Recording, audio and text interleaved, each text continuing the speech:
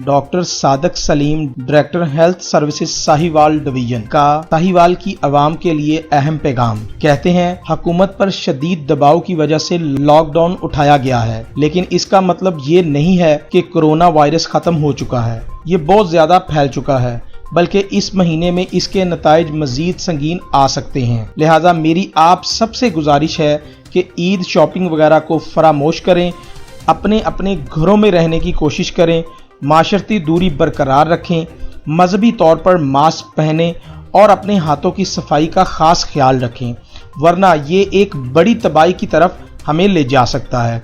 याद रखें, रोकथाम इलाज से बेहतर है।